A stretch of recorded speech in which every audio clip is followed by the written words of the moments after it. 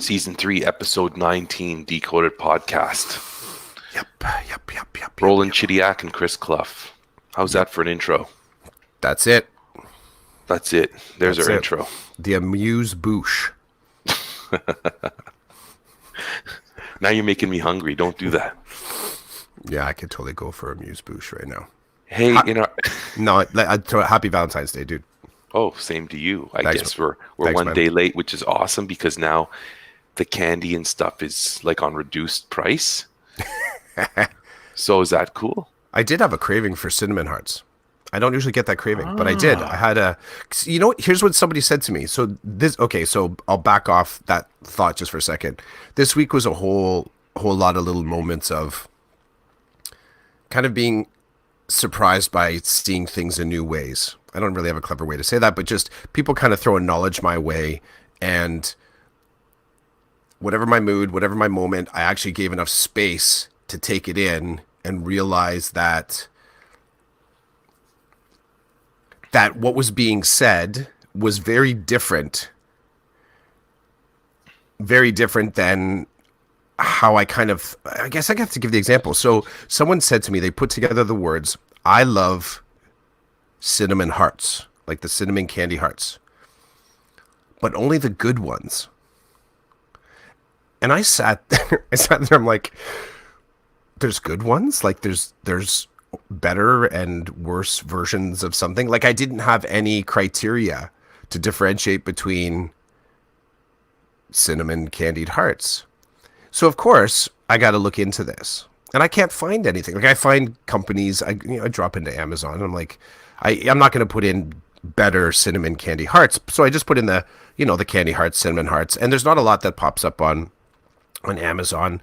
There was a brand that was kind of all natural, equitably sourced cinnamon bark. Like it was just, but there wasn't a lot of variation in them. And because the person that said this, I didn't really have direct access. Here's how it played out. So our school had a secret Valentine thing. So you kind of just, you create a profile, and then the person that was coordinating this handed out, like you would go, and if you were in, you went and got somebody else's profile, and then on it said like, what kind of snacks do you like? All this kind of stuff. And then throughout the week, you're leaving little gifts for them. It's like a secret Santa or a secret elf thing that you might do around the holiday break, the winter holiday break.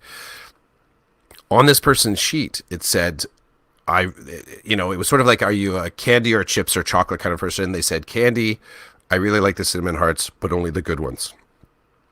And I'm looking at this on the page, and I'm trying to go into my own library of information. Is like, where have I come across this idea of that there are some cinnamon hearts that are better than others? I couldn't figure it out. So and ultimately I bought cinnamon hearts for this person. I don't know. I still don't know if they're the good ones. I guess I'll have to ask them on next week when I'm back. What are the different ones? Like, what's the one that would make you feel like, what's the brand that would make it seem that the person buying them for you really knew what you were talking about? Because I still don't know what they were talking about. I just got them from Walmart. Big container of it. I hope that means what's good. But there were little moments this past week where when I paused and dropped my assumption lens off of it about what the person was talking about, that I realized I didn't have the right picture. And if I were to sort of keep moving along that path, I would probably be moving, maybe not in the wrong direction, but it wouldn't have been in the right direction. I should have, now as easy as I say this, I should have somehow asked a person to, what's a good cinnamon heart? Interesting. Your candy comment triggered this. Sorry, buddy. My EDU context fed the babble, and now I have to put it onto a checklist to go back, and person's name is Tammy. I got to go ask Tammy, like, how is it? Because now I have to be honest, I am curious now. I am curious as in, how does someone, so her point of view, how is it that you measure one over the other? I'm curious about that. How do you do that? How do you sort of say one cinnamon heart is better than another? You've got me thinking about it as well. I'm very interested in finding out if there are better ones made than the ones that are sold at mass at Hmm. Walmart at this time, right? Yeah. Um, in a way, I'm finding it hard to believe because it's such a small thing, and I don't know, maybe there's a tweak on ingredients or something. I don't know. You're the expert in the culinary field. Could there be a tweak on like are there better spices? Like if you have like a spice Mm. or something like that, and can you have better quality of it Oh and yeah. lesser? Okay, Yeah, okay. absolutely. I mean, I think that's why I made the jokey joke about, equitably sourced, like that's what cinnamon is. It's the bark of a tree ground up. So I guess Which is delicious. I love cinnamon. that's my coffee. I put it in there. I've working on the whole cholesterol thing, lowering my cholesterol, and I think cinnamon is actually go figure. I think it's actually good for your heart, good for good for cholesterol. Don't take that as my science. All my thousands of listeners. I think I read medbroadcast or something like that.com.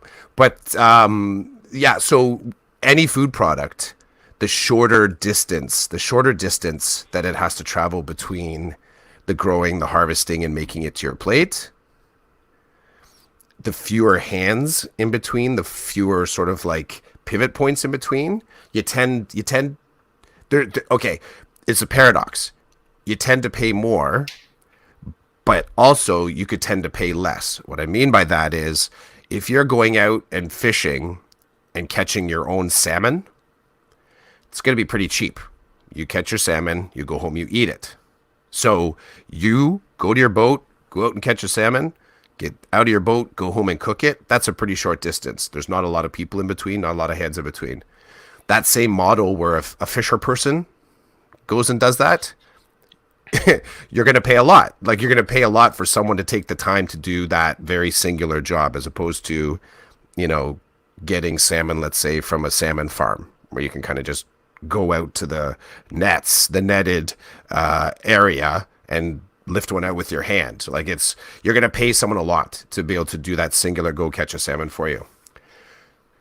When it comes to something like cinnamon bark, and again, I'm not going too deep on this, I don't know about the exact sort of like rules about harvesting the bark off a tree, but I will say that cheaper cinnamon, cheaper cinnamon probably has other fillers in there, right? It's going to have other stuff that's just kind of a part of it that's not all cinnamon, but tastes cinnamony.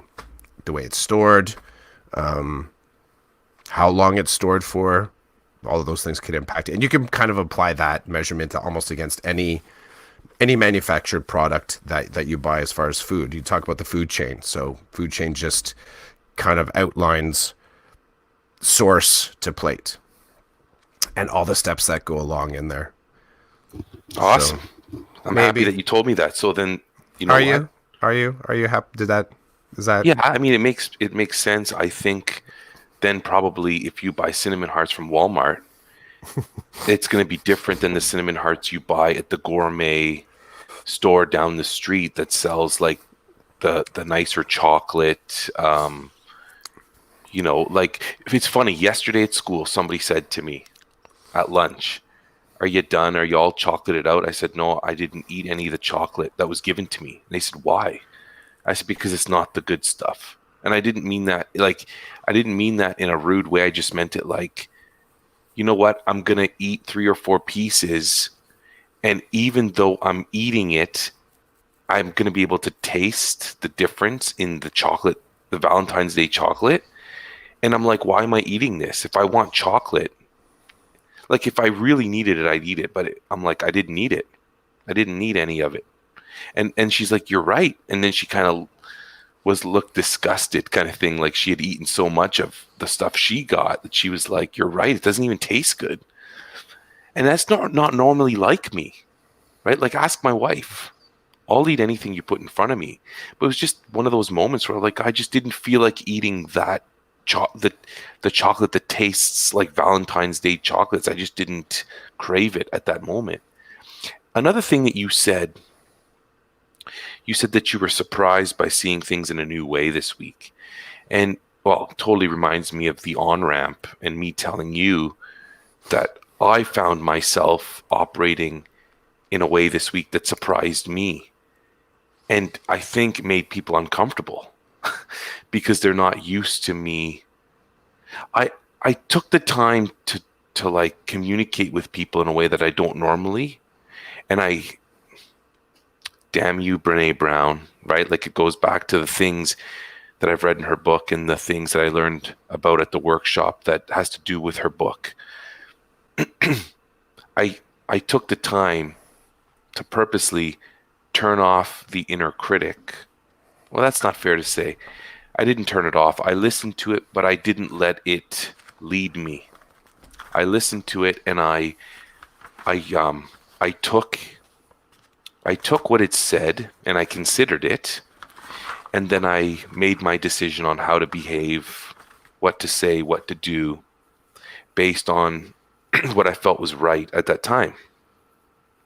And I know that sounds like really intense and deep, and I don't really have an example for you, but I could give you a quick one where there's a, there are individuals in the building that I only see in passing. And our entire relationship, if you could call it that, is just in passing. There's never really any substance to my, talks with particular people in my building.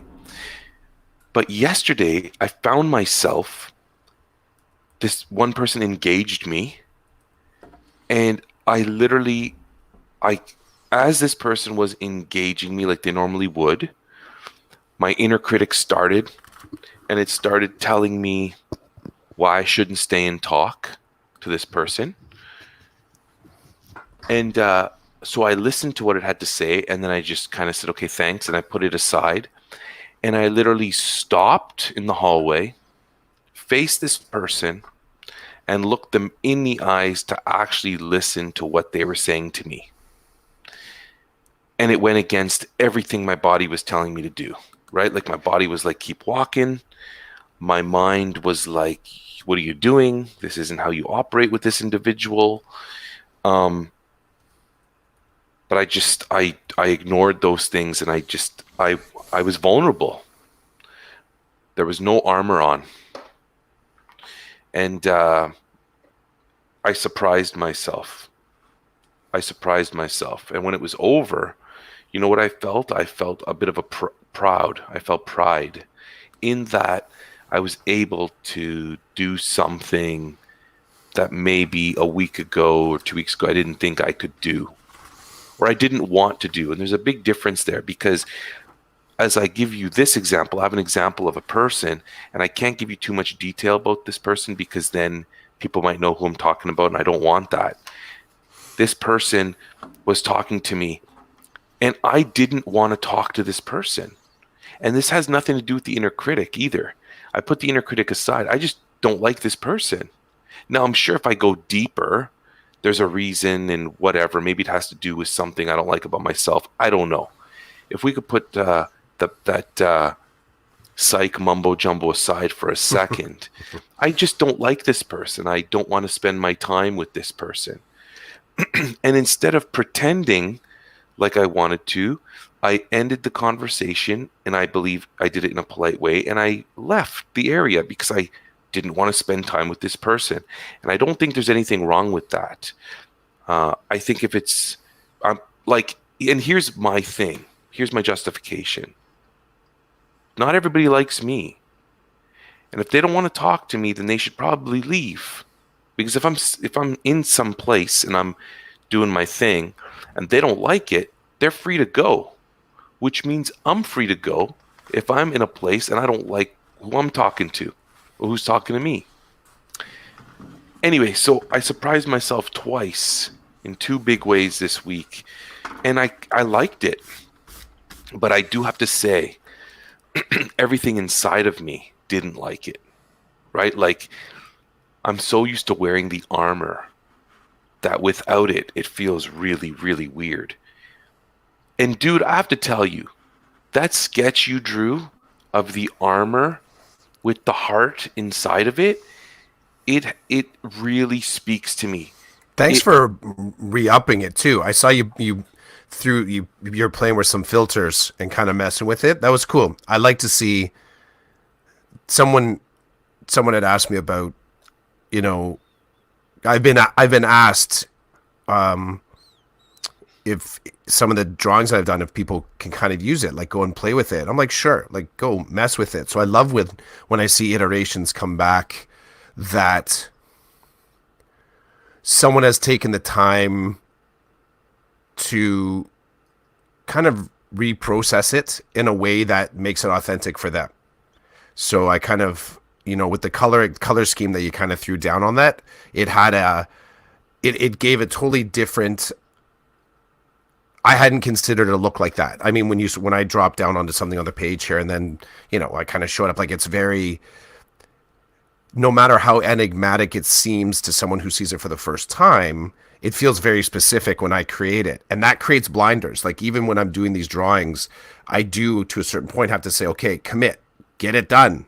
Like right now, there's nothing on the page yet. I have some things, but I know as soon as I grab an idea, I got to see it through. And that creates that little bit of a hallway. I think of that hallway in the Matrix.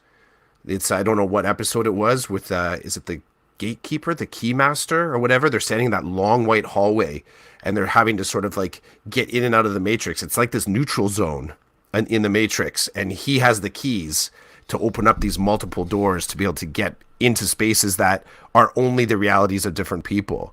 So I love it when people kind of get me into that hallway between what I assume I just created and what they experienced and what I created. And then they kind of throw their own paw print on it. So that was cool because that's how I felt about it. Like, cool. I hadn't thought to sort of haze it up with any color coding. So I appreciate that.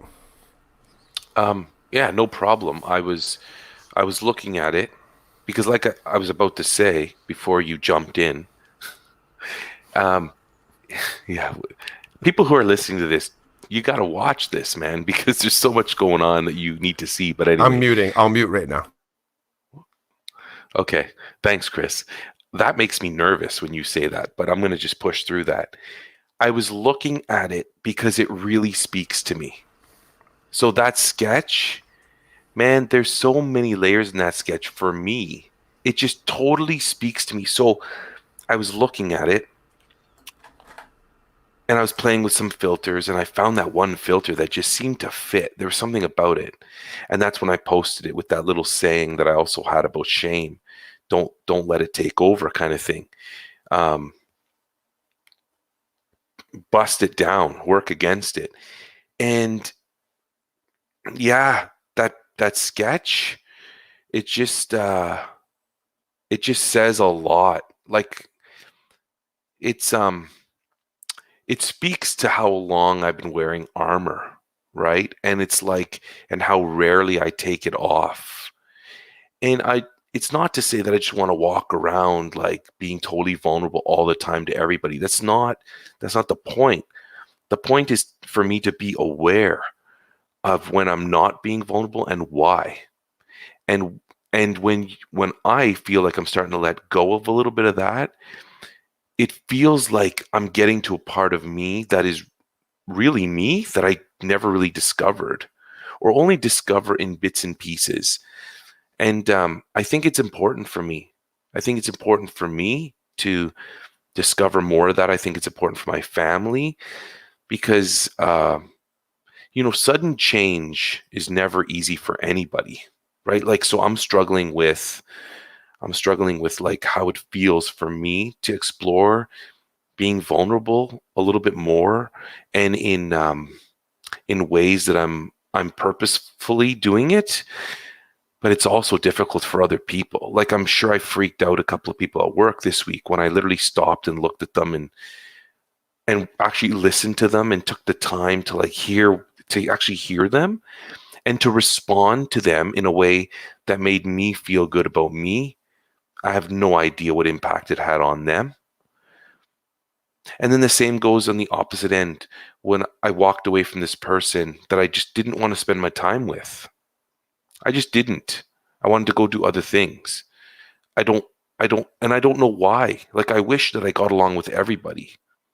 I wish that I could just talk to anybody, but I don't, and I can't, and I don't want to. I don't want to. So, but I'm not saying I don't want to because the inner critic is feeding me lines. It's just because I don't want to. I'm not comfortable. Now, maybe there's something. If I go deeper, I'll realize something. But like I said, there are people that don't want to talk to me for whatever reason. There are people I don't want to talk to either. And I don't think there's anything wrong with that.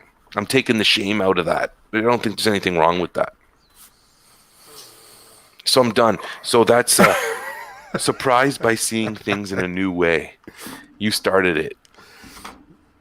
Cinnamon hearts, buddy. Cinnamon hearts. You dropped some homework on me midweek. Do you want to talk a little bit about what you said to me in a text?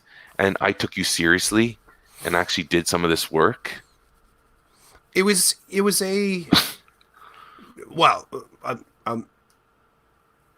I think I had a moment where I just had a moment where I thought to myself about some of the stuff that kind of comes across my mental desktop in the week, thinking about the different. Actually, I'm going to flip it back on you. So your work, personal PD, in exploring vulnerability just made me think about the type of research that actually does go into our weekly podcast. Like there's research going on in the background. You and I are talking to different people. We're tossing ideas back and forth, checking different websites. Like there's stuff that is feeding into our improvised conversations at the end of the week. So it just occurred to me, like, well, why not just include some of that? So include some of the things that are almost invisibly feeding into our conversations that someone might find interesting. I know it's another way for you and I to talk about stuff. It might give someone a lens to sort of tie together what might feel like a random conversation that you and I are having. And at the time, what occurred to me was that I was, looking at some of the podcasts that I listen to on the weekly. I consume a lot of audio, and it's definitely not like there's no top 10 here. I'm not. It's just what I happened to play with this past week, and when I put it out to you, I thought it just might be kind of another cool lens to instigate conversation between the two of us. I appreciate the fact that you did your homework, level 4. That's good. But I also knew that regardless of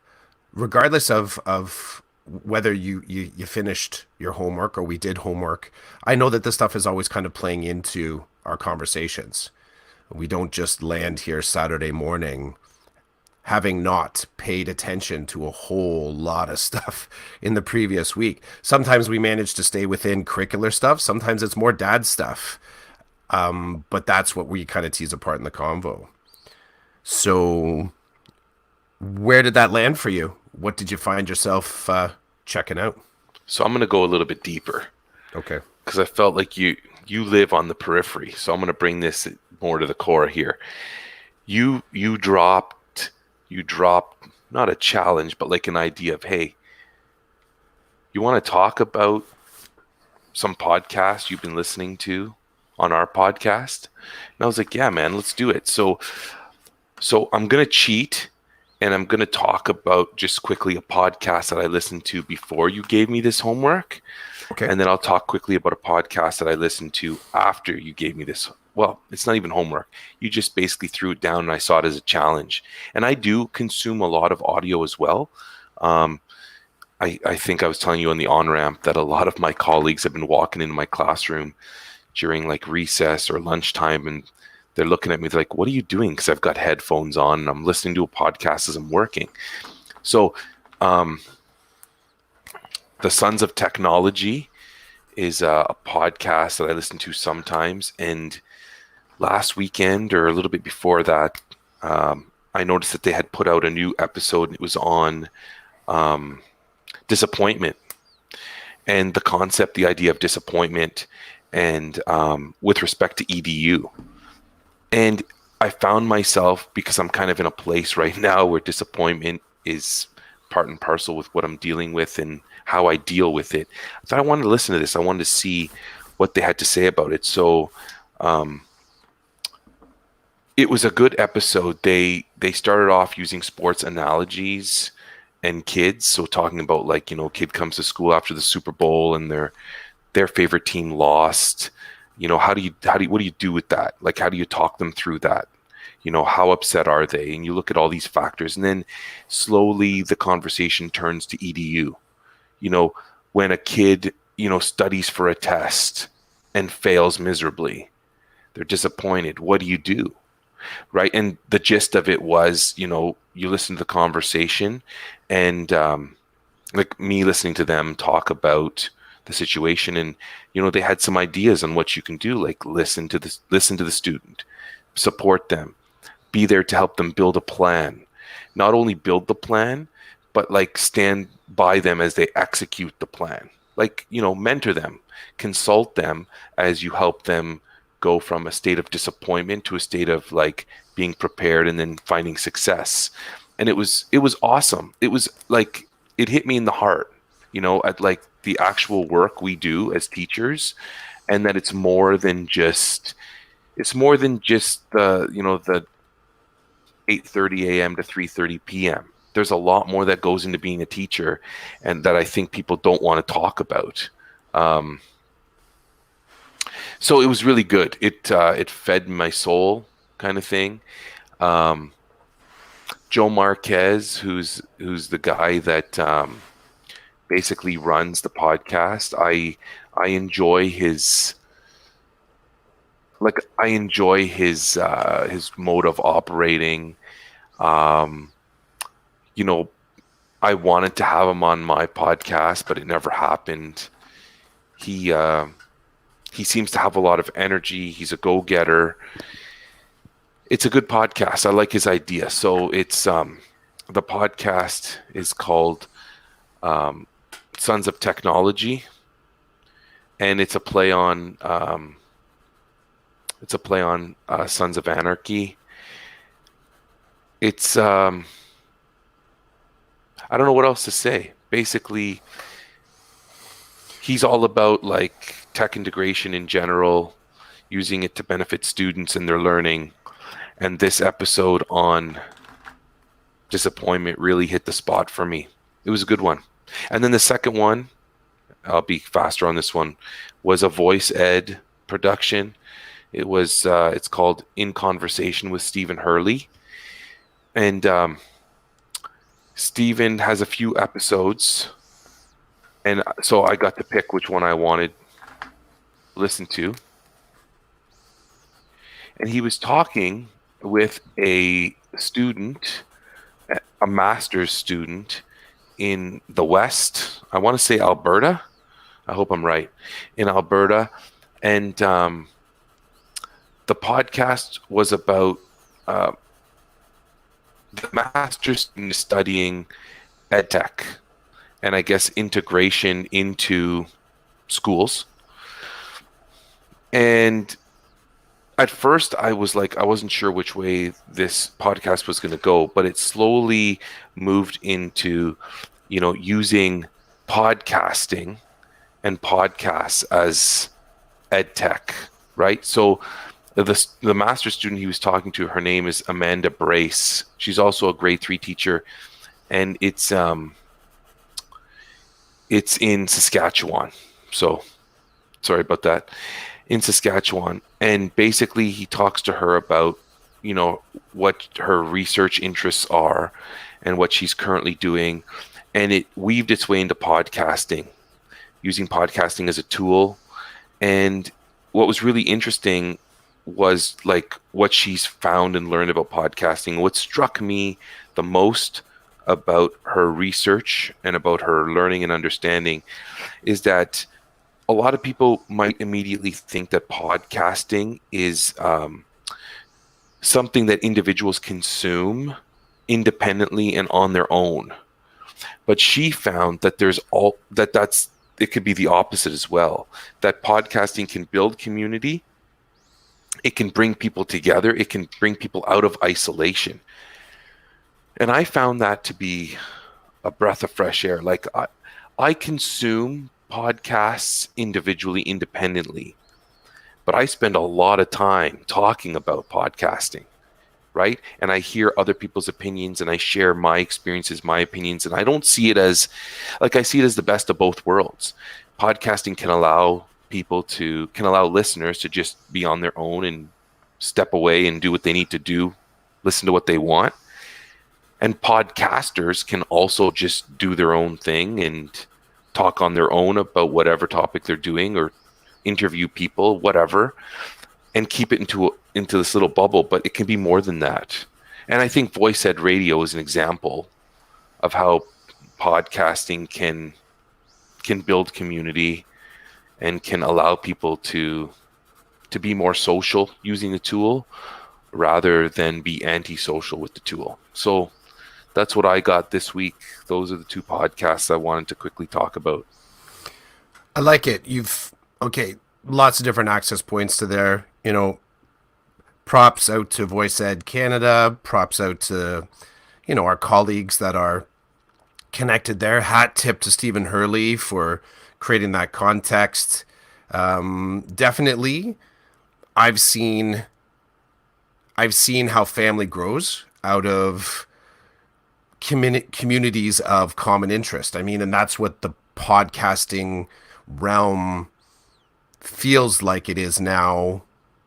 Can I say in Ontario? Can we say that now, that there's a robust podcasting community of creators and makers and marketers and influencers and business people? Like, there's a whole lot of people in that community now. I think back when you were dropping knowledge with your guests on Chidiac Connects, I think that there was a whole lot more of a rural feel to it. There was larger spaces between creators and makers of podcast content in Ontario. Maybe even in Canada. I wasn't in on that, let's say, some of those earlier waves. I came in afterwards. You were one of my, one of my inspirations, as was Hurley, as was Derek Rodenizer, these people that were putting pieces, Jennifer Gonzalez, like there's different individuals that were putting out content that I thought, hey, that'd be kind of fun. That'd be fun and interesting. And I kind of want to connect with these peeps too. That's the first thing. And I do agree. And you and I have had a couple conversations about the fact that digital technologies I like what you said about bringing people out of isolation, because this stuff does connect. It does kind of help you to notice that, oh, hey, there's someone else in the room here that's doing something similarly. And it takes one person to kind of be that catalyst to say, hey, so-and-so, have you met this person too? They're putting together some content. Maybe you two should connect. And then all of a sudden that sort of just makes that community net a little bit tighter. That's my first thought. And I appreciate both the growth of the community and some of the people that I perceive, could be wrong, but some of the people that I perceive that kind of got the ball rolling, sort of opened the door for other people to join in. And that is the one thing I will say about podcasting. There's a whole lot of tools, free tools, that you can use to just start. Now, yes, you do, hit the equity nail right here. You do have to have a laptop or a device if you want to do it yourself. If you want to be the creator, the producer, you do need to have the technology yourself or have access to the technology. But our podcast, how we're doing it right now, is a good example of using free tools in order to get our conversations out. Now, we do use paid tools eventually, but you could do what we are doing right now entirely for free. The platform we're using right now, StreamYard, is free. If you decided to just have this stuff exist on YouTube, Right now, that is free. If you decide to go one step further and pay for some stuff, well, I like that doesn't keep prohibit anyone from jumping in the pool. So I really dig. I like where you say about breaking out of isolation and sort of creating some inclusion there. It also creates a bit of a tension for me where, and we danced on this last week, I think, maybe it was the week before. It was somewhere in the last month about what happens when individuals start to monetize their content. Because then I do start to see,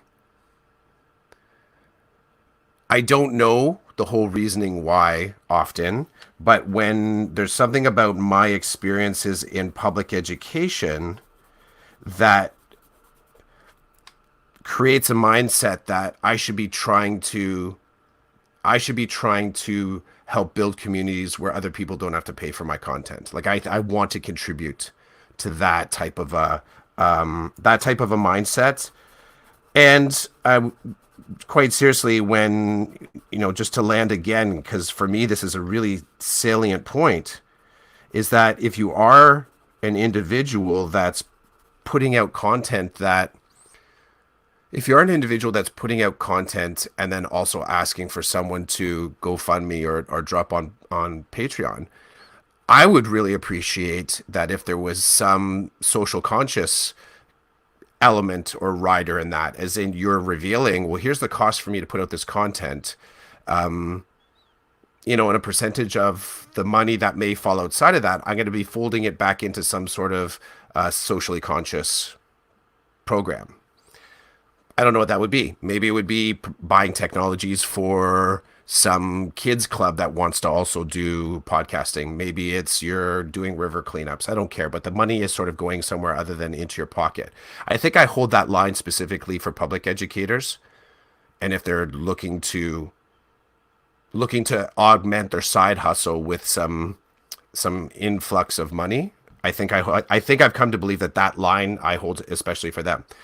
If you're in business for yourself, I think it's still important to reveal what your costs are so that people kind of know, the rationale behind paying for content. But that's where I kind of go with what happens in a community when people take what's just a creative maker side hustle and then opportunize it possibly with money. The last part to this that I love, and I've been dead, it kind of connects with some of the podcasts that I was listening to this week.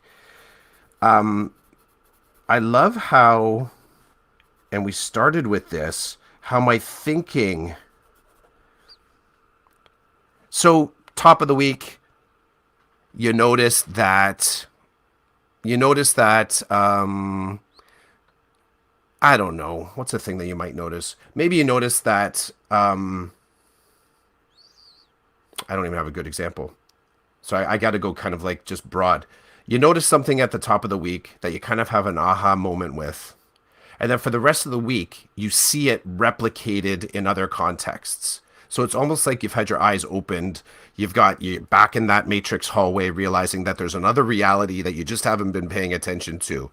Mine, the whole Cinnamon Hearts thing. Really? There's better versions of Cinnamon Hearts? And then for the rest of the week, I'm thinking, what would make it a better version?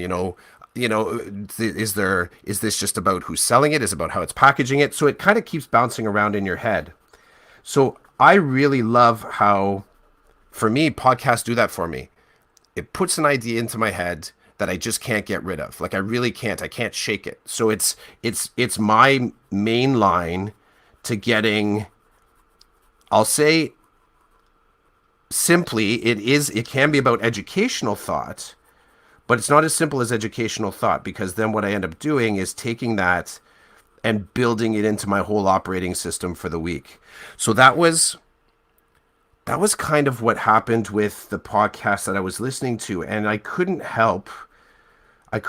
keep it compartmentalized to just podcasts. Like it kept on creeping into other spaces. So one of the podcasts that I was checking out was a podcast, I think it's out of Australia, called Trauma Informed Education. And I just realized that one, I see that pop up, the idea of a trauma informed school or trauma-informed pedagogy, it pops up in a lot of my feeds. Now, it pops up in a lot of my feeds, I think more so, again, this is just, it's where my feeds are looking in American, from my American, the people that I follow in the States. I see it pop up more there. So there was something in me that had already set my curiosity looking to find out more. I just didn't know that I was going to look at it this week. So when I was looking through the browse feature in Apple Podcasts, I just dropped in education as a search criteria, and this was one of the ones that popped up first. The thing that came out of it, there was a lot, too much, my little scribbly notes, but it made me, the actual episode, if anyone's going to go looking for it, is consult before you commit, teaching students with complex social and I think it's behavioral. Sorry, I just have to go to the next screen. Complex social and academic difficulties. And the thing that just really set me on fire in this was the idea of consultation and the use of team, and how important it is to get as many people at the table as possible when you're helping a student. I looked at this through a spec ed lens and thinking about IPRC process and placement process. And even once you sort of get through that, what does the second layer look like once you get beyond these formal meetings where you have a lot of big brains at the table and everyone sharing, on one hand, it seems just their opinion on a kid like this. And it got me thinking about how different that professional opinion, when you're not talking about a kid like this, you're actually talking about the kid. So everyone has some piece of direct experience with this child, and how important that data point is in developing appropriate programming for a kid. And I find that that is a constant challenge when, for me as a spec ed resource teacher, it's a constant challenge to manage the caseload once you've made it beyond the formal meeting settings. So when you're noticing stuff in the kids' class that just kind of make you think, oh, there's more to the story here, or you have a conversation with another teacher and you realize, wow, that is the pivot point right now. Like, that's where we need to focus our energy in helping the kid out. Now, again, this podcast is all about trauma and being informed about trauma and education. My brain hooked into it just thinking about the team approach that's necessary to help kids out. And then I start noticing stuff for the rest. Can I keep going? Get my bits out? So this is where there was a thumbs up there, just for any of our, no one's watching the video. So then yeah, keep going. Thank you for the prompt. So then it got me. Here's some things that came out of it. I'm going to leave it messy, because sometimes that's what reflective practice is. You still have these provocative kind of thoughts that pop out of a crystallized idea, and I don't know what to do with these thoughts yet. So I'm just going to lay out the string of thinking that's still messing with my head. So coming out of that, coming out of that podcast, I started to think about how different these formalized meetings are, or could be. I hope they would be, when all the professionals at the table have direct experience with the kid. So I won't even get into, how do we get to that? I'll just leave that on the table as a question. The second part to this, it got me thinking about the whole story of a kid. So I'm, going through my Twitter feed, and this pops up from, I think this is a retweet from someone, Heather Thompson Day, saying the difference between our empathy and judgment is always whether we know the story. And I just went, boom. Like, you get this idea from the podcast and it's echoing through your day. It's like Velcro, and it grabs on, makes you see this stuff. And I just thought, what a great quote. Just suggesting, well, to me, it suggested a lot of stuff. It suggested that that we actually could have a pause point there to make a decision. I wondered, do we need the whole story to actually act and help? I like that because that kind of dovetails into your conversation about empathy, as in if we actually make the mistake of just taking a chance to help, that's a good mistake to make. I also wondered, what about the moments where we do know the whole story and we still don't act? Why does that happen? And finally, why wait for the whole story? Just jump. Just do it. And finally, this kind of relensed me to the point where here's something else I noticed this week. And I don't know the context that this was posted in, but there was another person on Twitter, dude's name is Big Papa, and he throws down a quote that it's actually a poem from someone, Edward Hollis Hawk, could be Hotch, Hoch. And he said this. I think it was actually in response to Heather's tweet. There is so much good in the worst of us and so much bad in the best of us that it hardly behooves any of us to talk about the rest of us. That's where I kind of wrapped just before we hit air this morning. I love being ping pong through these ideas in the week. It actually makes for a pretty we don't talk much about, maybe we can get there at some point. We don't talk much about what it takes for you and I to feel present in our work. We do, but I think we don't come at it directly. We've each had stories, I think, about what actually slows us down long enough to kind of hit, to realize that we might be thinking in the wrong direction. I love that. I have to jump in. I have to say I love that. And I'm going to let you finish, and I got something to say about that. Yeah. And I mean, you've shared a story before about the kid crying in the hallway and just realizing that and thinking in the wrong direction. I'm not saying that's negative.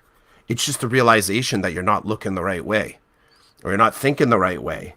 And I think it's a gift when you sort of realize that there's an opportunity there to get your thinking back on point. I think there's a gift in there. Whether it feels like a gift, the good learning never feels like a gift. But I got to be honest, there's a burden in there and I'll go back to what Heather Thompson Day said here. It's the difference between the empathy and judgment is always whether or not we know the whole story. Okay, I'm going to give you the whole story. Now what, ally? If I'm going to make I just made you an ally in giving you this whole story. I trusted you. I'm going vulnerable. I'm giving it to you. And maybe I'm not saying the words, I want your help or I need your help, but my behavior suggests it. Now what? So those are the pieces that pinged around for me this week. That was the good stuff for me. Right on. Thank you for sharing.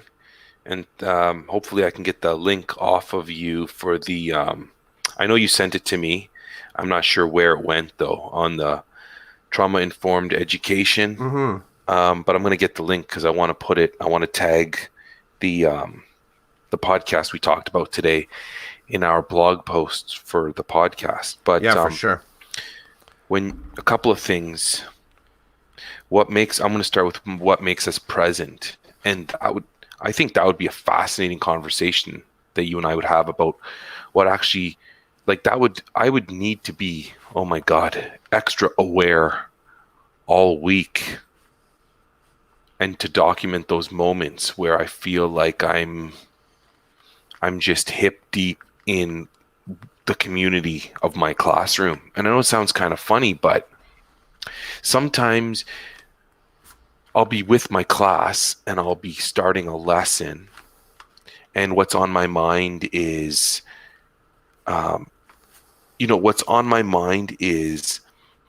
how do I start this off and start to deliver this material or the ideas or the questions I have for my students to get them hooked into this concept or idea, this learning, right? So I got that on my mind, and I got the time on my mind because we got to jump into something else next, or we have to leave the room and go somewhere next. And there's the field trips coming up, and it's pizza day, and I have to collect the money. And all these things are running through my mind constantly. It's like it's a cycle. I'm cycling through all this stuff all day long. And then something hits the fan. There's a problem. And I find myself like being bothered that there are these problems, these extraneous situations are occurring that interfere with my cycle. But it is, it sounds funny, but it is those problems. Those are the real life things that kids are supposed to learn from me, right? Like Joey hit me outside, and now I have to investigate why Joey hit you. And I have to deal with, it's never simple, right? You know how many times this week I had two kids do something to each other? One kid makes a poor choice, says something to one kid, and the other kid decides to hit him or throw something at him. And then I'm like, okay, well, I'm glad you brought this to my attention. I'm sorry both of you have been harmed, and here's like how we're going to move forward with this. That takes up time. That gets in the way of my cycle of teaching curriculum and making sure the pizza money gets to the office on time and making sure I'm where I'm supposed to be for my duty, and on and on and on I go. And so I think you just triggered me, because I'm really bothered that in my cycle, and I think it's because it's not predictable. In my cycle, I don't have deal with situation, discipline students, pizza money, deal with situation, praise students, pizza money. Like, it's not part of my cycle, and I think it's because it's not predictable. I never know when it's going to happen. I don't know how big it's going to be. I don't know how small it's going to be. And this being present business, like, man, that's probably what drains me. It's not my cycle of things that I keep refreshing in my mind. It's the hey, it's snack time. How come you're not eating? I ate all my snacks and my lunch at first recess because I was starving. Okay. Well, I guess I better find you some food, because if I don't, Yeah, figure of speech, or reality. No, true. Like but there's the hook. There's the opportunity to kind of pull apart the conversation a little bit, right? I'm starving. Well, I've said that and just used it euphemistically or used like hyperbole. What if that word was real? What if that word actually reflected the kid's reality? They actually knew that word and they used it intentionally. interesting. Very interesting what you just did there. I'm not going to touch it because I want to talk about one more thing before I let you go for this week. Do it. But yeah, in this situation, the student was hungry. Like, biologically, physically, like needing sustenance. I can't worry about curriculum at that moment. I need to feed that child, right? Like, I need to make sure that they're not sitting at their desks hungry and not focused on anything except that hunger. That's not usually part of the cycle. But anyway, the other thing you talked about, listening to the podcast you were listening to, and the idea of the formalized meetings and looking around the room and wondering and considering whether these experts at the table have any idea of the child that they're talking about. This also triggered me in that I've been part of meetings over the years where you walk into the room and you have 15 minutes because somebody's like, you have a supply teacher in your room who's covering you, and then you need to get back. They need to cover the next person to go to the meeting. Now these people sitting around the table, none of whom are in the classroom anymore, if at all had ever been in a classroom. And I have to tell you that I haven't been in one of these lately. But in the past, I never liked them. I never liked them because I sit in the room and I hear all these people talk about the child in a very clinical sense. don't really know them. There's no rapport there. They don't know the intricacies of this child, this human, but they know what to do next to help you, or they know what So you should be doing. someone like the kid, they know. They know the kid clinically, Right. right? Like they read what's happening and they automatically start to think, well, do you operate like this? How do you? So then they look at your way of operating in the classroom, and that can cause teachers to get their backs up pretty fast. And there's no, I've never really had rapport with any of these people sitting around the table either, except my principal, my spec ed teacher. I think the new Roland I might be a little bit more curious. So instead of like judging and letting my inner critic lead the way and just totally putting my armor on, I might take my armor off, be a little bit vulnerable, and listen to what they have to say and be curious about their position, where they're coming from. But yeah, man, I can picture that, those formalized meetings. And as a person like yourself who spent a lot of time and continues to in special education, you are part of those meetings. You're part of that. You're part of that wheel that's constantly turning. Whereas I get to step out of that role. Like, have your meeting. I'm going back to my classroom, close the door, and I can be with my kids and I can do my thing. And the trauma-informed idea, that is my school in a nutshell. So I should really listen to this podcast. We've had people come in and talk to us about trauma and how it can affect students and what it looks like and what it might not look like. And so the message of these trainings or these workshops that we've had have always been, can you just look at these kids with an open mind and consider where they are coming from and what they may have experienced? And my principal, a shout out to my principal and my vice principal, they have been very, very, very vocal and very good about telling us to focus on the child first. So they're like, we know curriculum's important. We know that's why you're here, but you got to take a step back and you got to look at the kid. Open your heart, open your mind. You know, like, so basically they're telling me, Roland, we understand that you've got this cycle flipping through your mind all the time about what to do and how to do it. Let go of a little bit of that. Let go of a little bit of that and look at the kid, and let's deal with the kid first. Which sounds like it's the way all teachers should be, but it doesn't operate like that in practice when you're actually in the room and you're in the building, you're doing all these other things. It doesn't. Anyway, that's I think I'm going to let you have the final word, and then I got to punch out. I got nothing. Okay, perfect. Thanks. To the point. Clough is to the point. You want to see the pick? I do want to see the pick. Okay, let's see.